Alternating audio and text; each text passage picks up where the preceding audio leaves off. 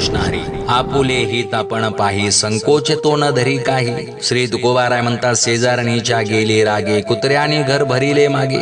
सज्जन हो, सर्व जीवांमध्ये सुज्ञ जीव म्हणजे माणूस. आपलं हित कशात आहे हे त्याला चांगलं कळतं, पण मनातील संकोचा पायी ते वळत नाही. जर एखादी स्त्री शेजारणीवर रागून आपलं घर सोडून जात असेल तर तिच्या मागे तिच्या घराचा ताबा ही गावची भटकी कुत्री घेतात. यात नुकसान त्या शेजारणीचं नाहीये.